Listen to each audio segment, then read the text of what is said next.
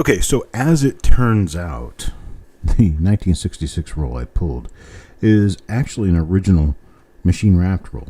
It is not a plastic tubed roll, as is indicated in the title. But given that it is an original machine wrapped roll, odds of catching some good stuff could be even better. We'll see how that works as soon as I open the roll, and here we go. Get ready to open this one. Get the stuff peeled up on this end. And get the other end peeled up.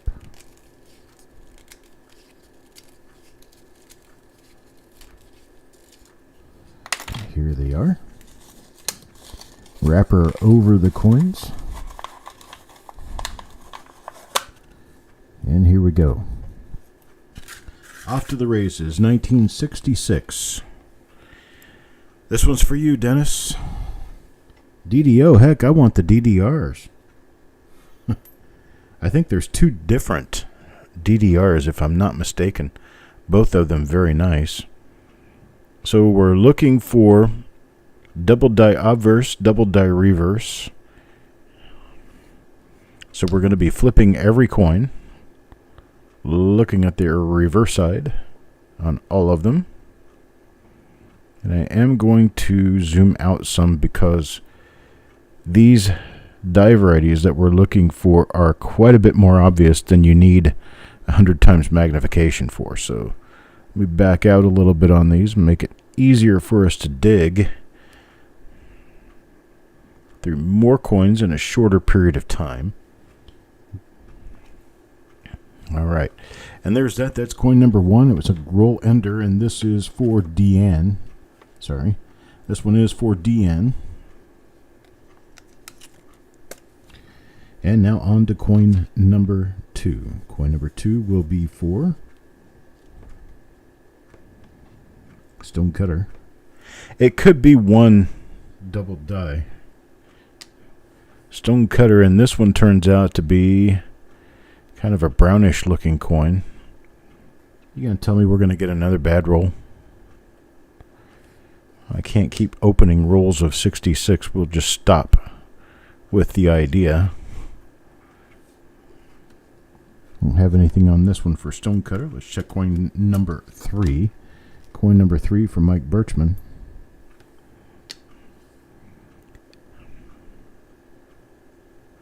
So 66 Lincoln cents are not easy to find, well preserved, as I'm finding out the hard way.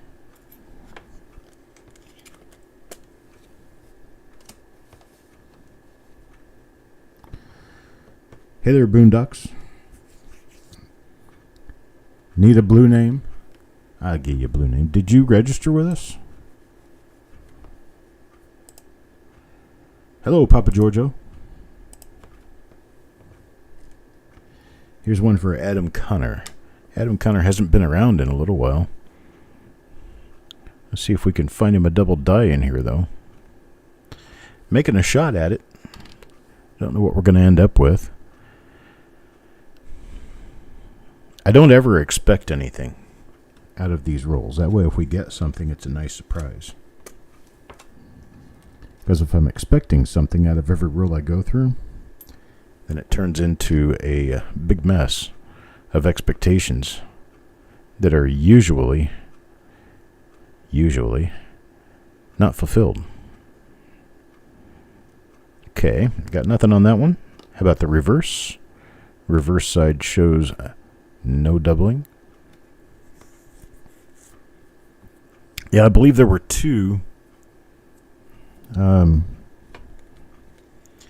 double die reverses, I believe. One of them shows more in America than anywhere else, and the other one shows more in 1 cent than anywhere else.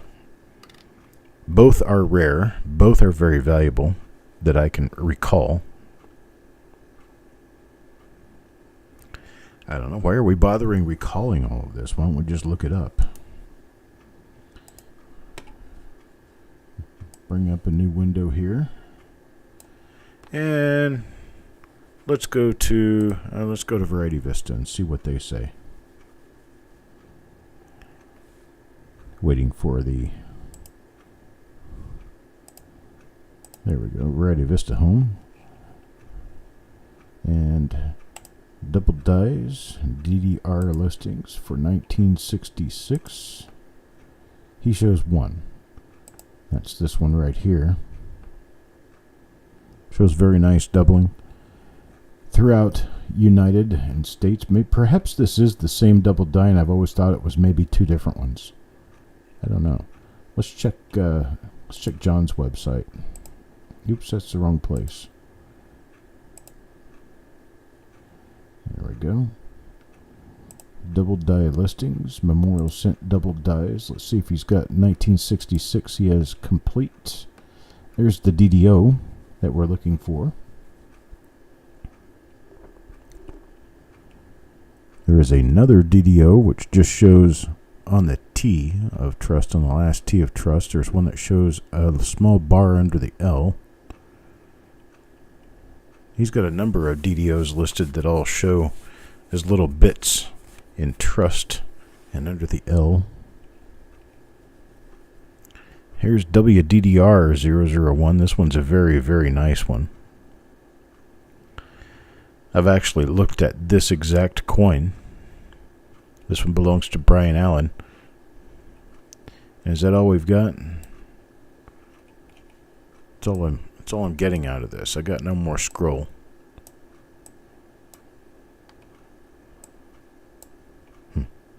It's weird. It's like the page isn't loading all the way. See if I can get it to load. Oh, that is it. That is all.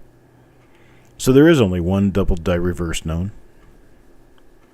It's a best of. It's a very, very valuable die variety because it is very scarce. Very scarce to rare. I would say downright rare because there's, what, maybe two of them known? I don't know. Brian, are you around? Can you tell? Guy who discovered this one is actually in the house sometimes. If he is, he'll speak up. Let's look at coin number 7 now. Mike Birchman. Coin number 7.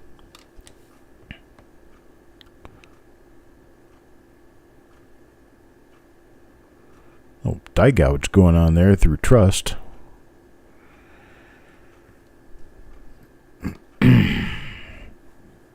And got nothing going on there. I believe on copper coins we've got that same coin listed as 1DR001. Brian photographed his coin for me and put it up on the website. Nothing going on there. Yeah, still no joy, that's for sure.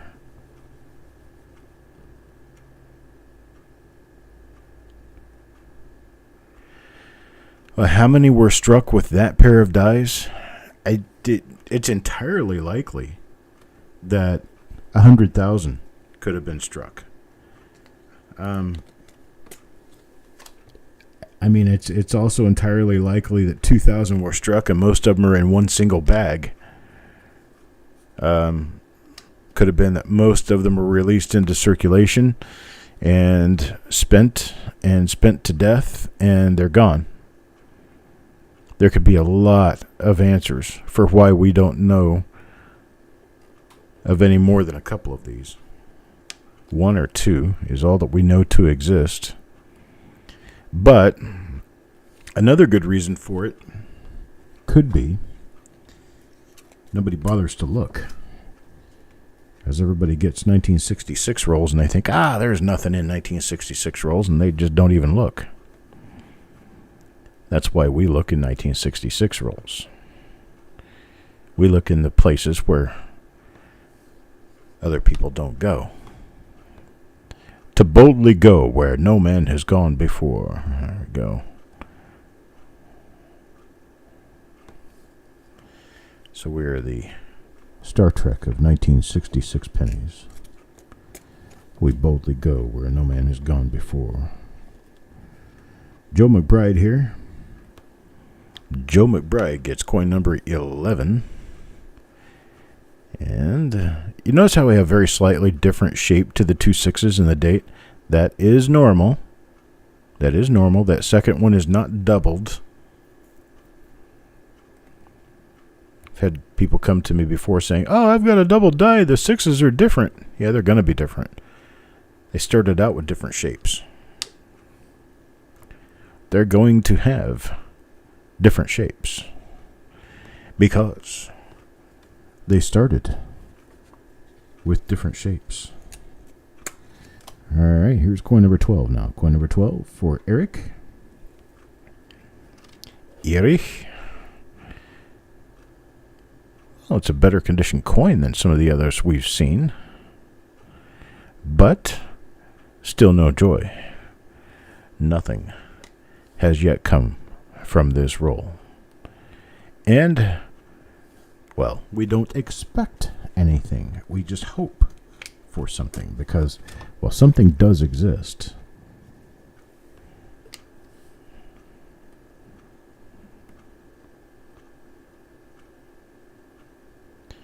And we may or may not find it.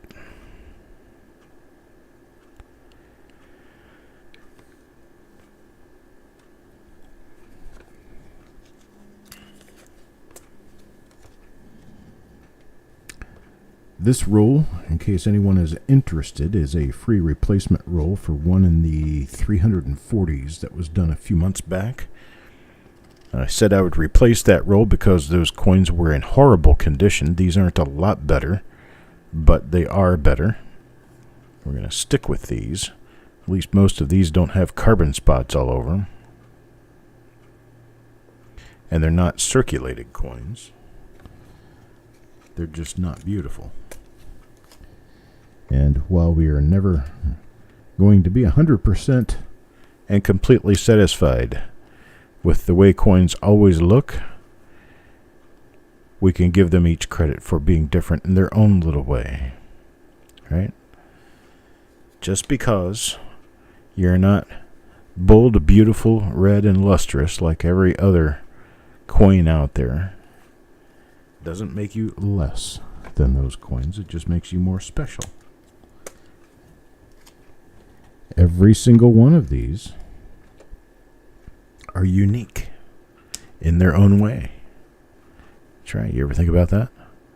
There's another one that looks like it saw better days before it made it into this roll. This is just weird. It's wonky. They have an original roll. And the coins don't all necessarily look like they hadn't seen better day before they went in the roll.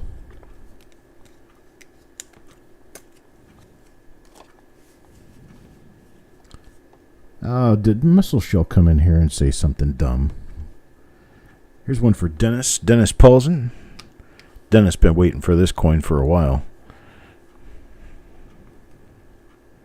Wonky. Yeah.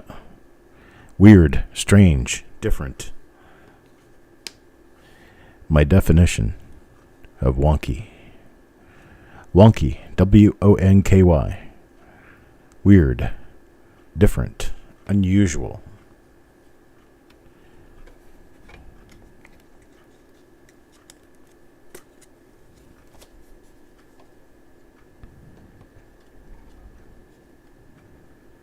You got fires in Fort Hood now?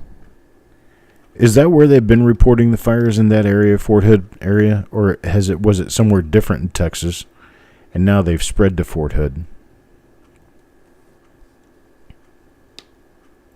Willy Wonky, that's right. Willy-nilly, Willy Wonky, Willy Wonka. How many Willies can you name? Well, there's Willie Wilson, there's Willie Mays, there's Willie Hernandez. There's 3 baseball players for you, Willies. Willie McCovey.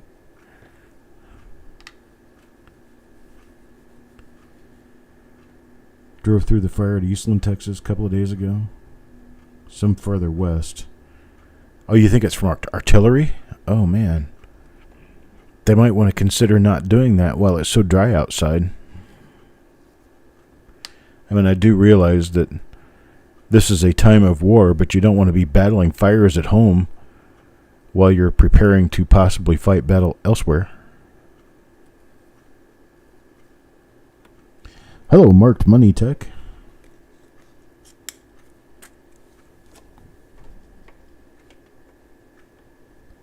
Artillery practice. That's horrible. Here, let's go out and shoot some shells off in this extremely crispy, dry environment. Oh, did you hear about the news about the wildfires? Yeah, I heard it. Aim, fire!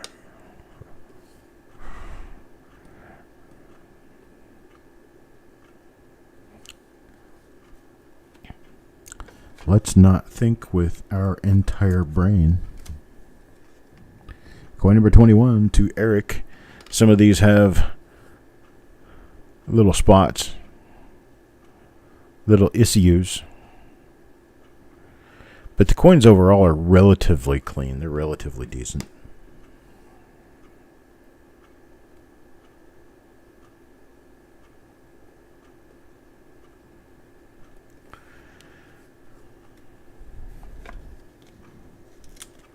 So yes, we talked about words last night in the family that people often get wrong in either pronunciation or spelling. Like the word different. The word different is spelled D-I-F-F-E-R-E-N-T. Different. But there are people who insist on spelling it different. D-I-F-F-E-R-A-N-T. I'm sure you've seen that.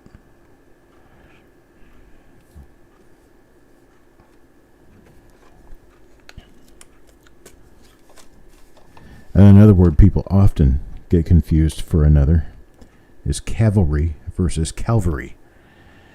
Cavalry is soldiers on horses. Soldiers on horseback.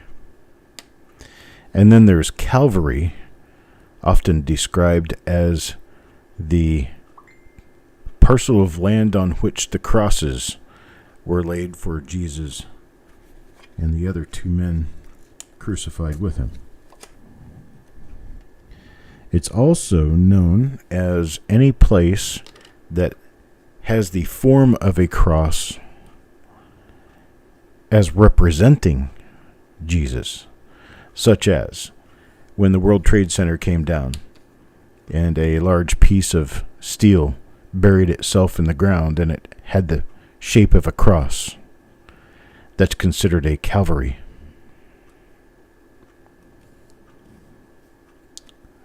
So there's another one. Cavalry versus Calvary. Right? There's a number of them like that. And then just plain word usage. Improper word usage.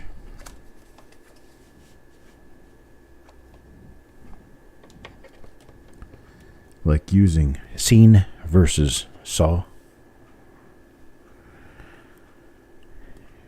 Anytime you're using a past tense of see, it is saw. I saw it. He saw it. You saw it. They saw it. I saw your book. I saw your car pass by yesterday. I saw lightning last night. You do not use the word seen for that, ever. Seen is a past perfect tense. I have seen the light. You have seen this movie before.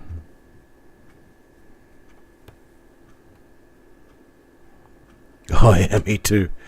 Whenever I hear that commonly from, gosh, that's horrible. Jeez. Spots on this one. Yeah, whenever versus when. I can tell you when one replaced the other, or whenever one replaced the other. When people started getting it wrong. Because whenever is almost never the proper word to use. Whenever you finish, I'd like your attention.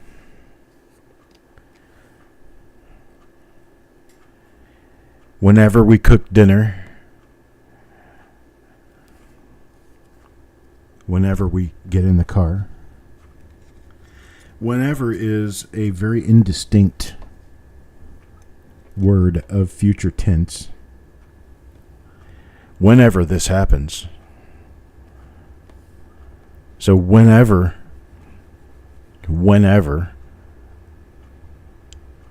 it rains next, I'll be outside. You can also use when it rains next. Whenever doesn't necessarily have to be used. Whenever is sometimes correct, but using when is never wrong. So if you just use when instead of using whenever, it sounds more correct all the time. Gosh, a lot of these coins have Larry all over them. We could run these through APHIS and see if we can come up with any hits.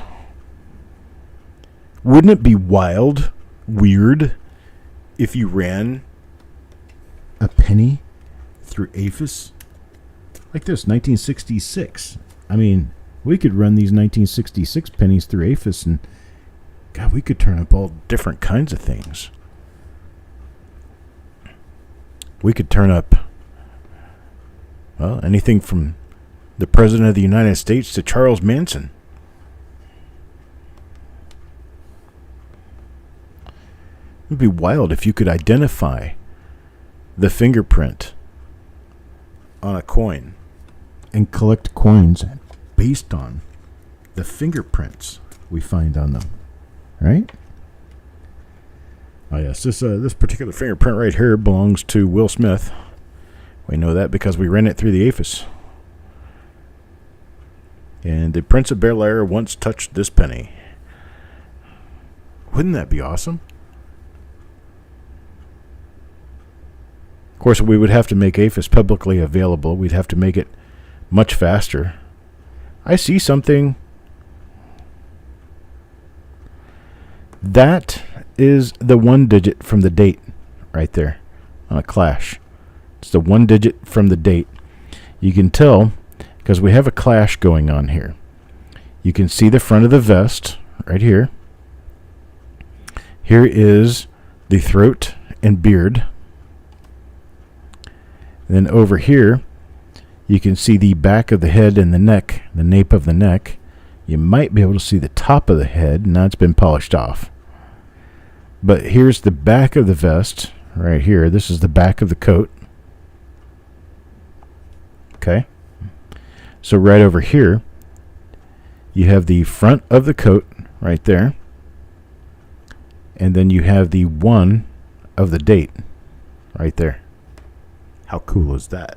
We'll see if the obverse shows any sign of this particular clash. I don't really see it. It looks like it's been completely scratched out, either that or the obverse has been replaced. But this one is a nice spiked head die crack. Goes all the way to the middle of the mouth. Wow, that's nice.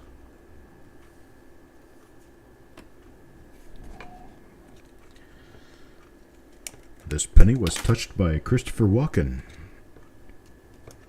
We know that because his fingerprints on it. Now, how weird would it be? Now this is one.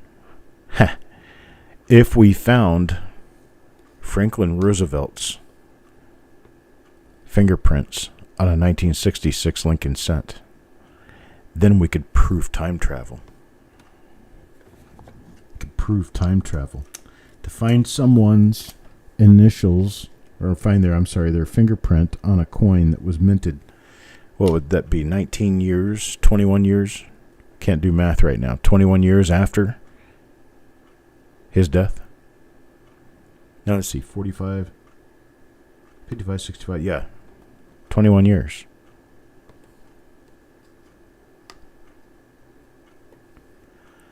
Mussel shell, yes. Usually only pennies. I have been known to do nickels once in a while, and I have been known to do dimes once in a while, but that's generally it. We're looking for die varieties, generally, in the older coins. We are also looking for high-grade coins, which is something we are definitely not going to see today in this roll, since just about every one of these has a Larry. A Larry is defined as fingerprints on the coin.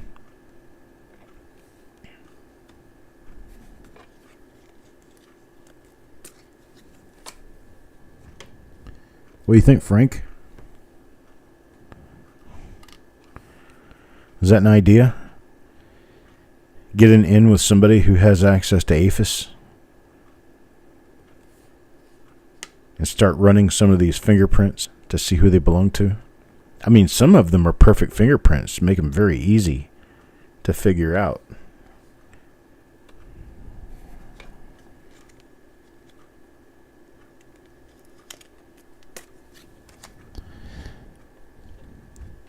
But yes, mussel shell. This is why this channel is called Copper Coins, because we typically just do copper, Lincoln cents. It's one per live stream. This isn't the same type of stream that you're thinking of. This particular stream is all about finding stuff in a original roll from many, many years ago. These aren't bank rolls. I didn't just pick these up from the bank. And we're not looking for silver. We're not looking for wheat pennies. Not unless they happen to all be wheat pennies, which is the next roll that we do will be a wheat penny roll. We get original rolls from original dates, original years, and we look for the different scarce die varieties.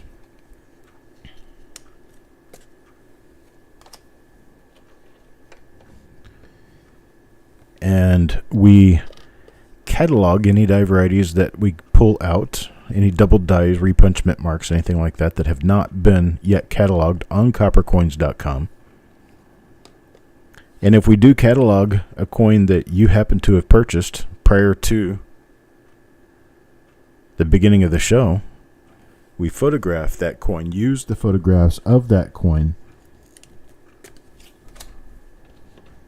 on coppercoins.com, and you get the coin in an original signed flip stating that that is the plate coin for the website.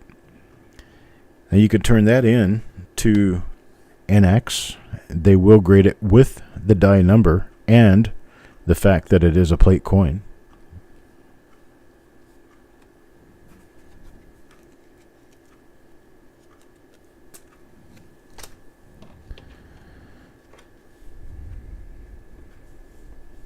Yeah, it would be funny if his name is Larry. That's for sure.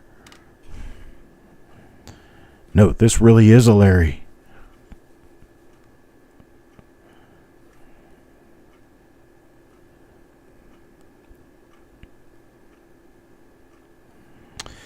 But I try teaching some things as we go along.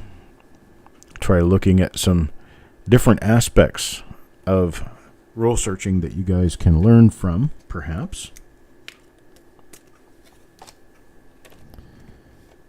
To get in on this, you buy your spots in these rolls during the live auctions on Tuesday evening right here on this channel. That is one thing I wanted to ask of the people who have purchased roll spots before. My question to you now is, would you rather have the reveal sales on a different day in a different stream all by themselves and not as a tail on the auction? So I could do just the roll sales for reveals on, say, Monday evening or Sunday evening or something like that, and not do them on Tuesday with the auction.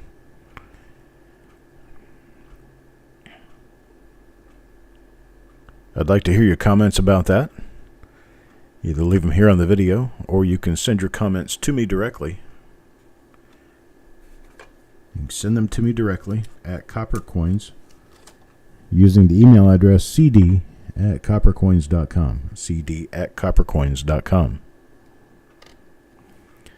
I'll go over your responses. I'll make considerations and see if there are enough people who want to change the way I do things, and I will change. Right now, the way you do it is you come to the auction on Tuesday evening, and after the auction, we go through a shotgun start on these rolls. They usually sell out within 15 seconds. Start up on a sale by describing the roll that's going to be opened. Then we have 50 total spots that can be sold per roll because there's only 50 coins in a roll. You purchase the spots, and the first 50 people who come along, or the first 50 spots that are spoken for, become the spots that are used during this show.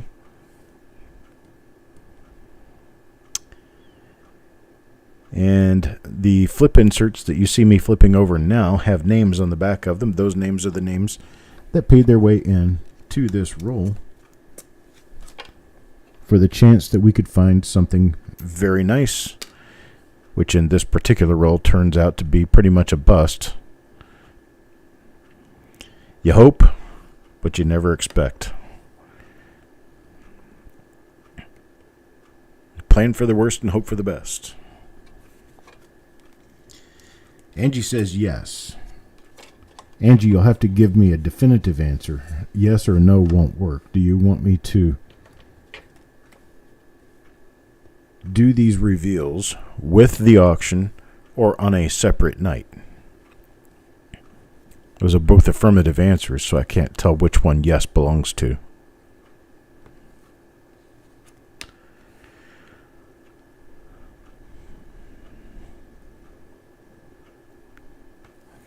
Got nothing so far in this roll. It's 46 coins down. On to coin number 47. Got 4 left in this roll. This is the first of those 4 for Eric. And Eric turns up another normal 1966 Lincoln cent. And flip it over and take a look at the reverse. These coins did not turn out very nice. This is my replacement of a roll that was in a little worse than this condition. A single spot for this roll, I believe, was $1. I think they were $1 a coin. For the chance that we could have found something very nice in here. There have been coins found in rolls that we've opened for $1, $2, $3 a coin that were worth well over $100.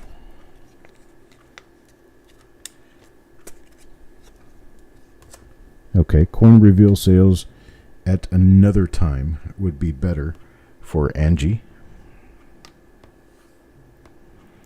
Single spots cost different amounts based on the roll that will be opened.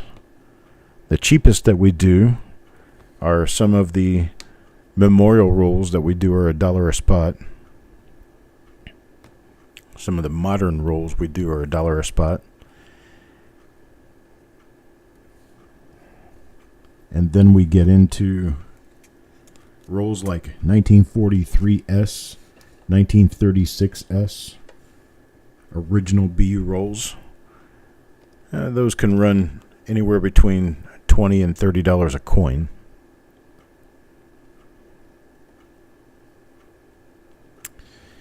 And we have run into another blank roll, 1966. I think we're just going to give up the ghost on 66 and see what we can do with the next upcoming stream. Going to do that one after my dinner break. I'll be coming back at 6:30. I believe I did 6:30, 7 o'clock. 6:30 or 7 o'clock. Which one was it? Let me find out here.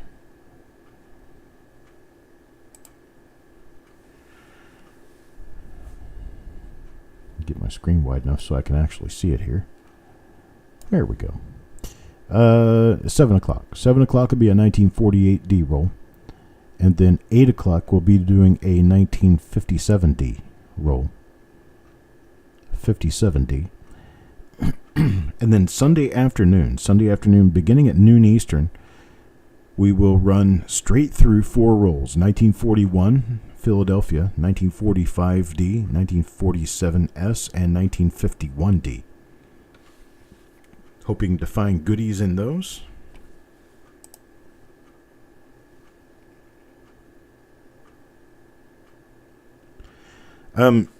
Dennis, sometimes they're very, very difficult to get in within 10 days. Sometimes other things happen, and that's what happened this time. I ended up having to go see my father, who I thought had a heart attack. He was in the hospital.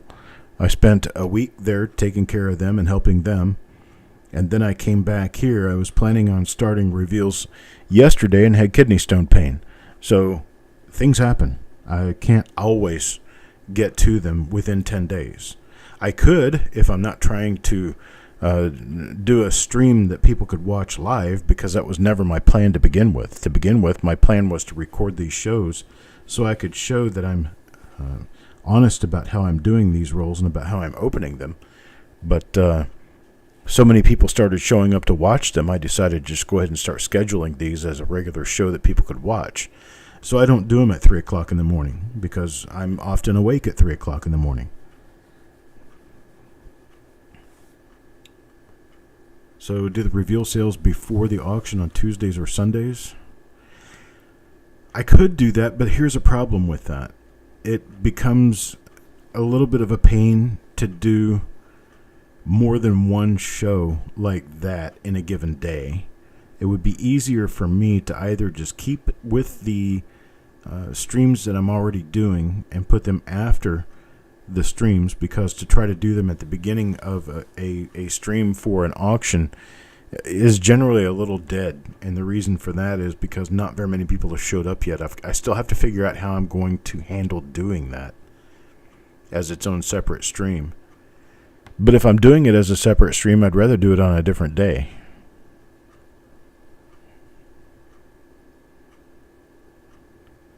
But Dennis, to answer your question, I generally do them in the order sold, and I generally do them within a week. That's the whole plan. Sometimes things don't work out as planned.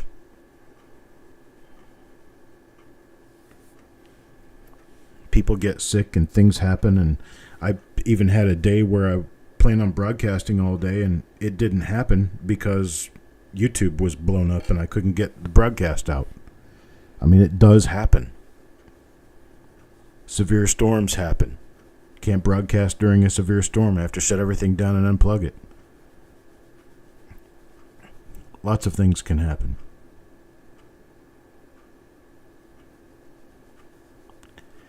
But that was the plan anyway.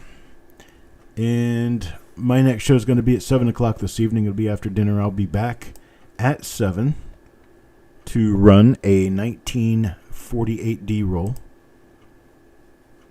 7 p.m. tonight. And then at 8 p.m. or directly after the 7 p.m. broadcast, I'll be back for the 1957D. And then the other 4 rolls, the 41, the 45D, the 47S, and the 51D will be on Sunday, beginning at noon Eastern Time. I appreciate it, folks. You guys have a great afternoon. And I will see you after dinner, 7 p.m. Eastern Time. I live in North Carolina, so everything I mention for times will be Eastern Time. I appreciate it, folks. You guys have a great afternoon, and I will see you later.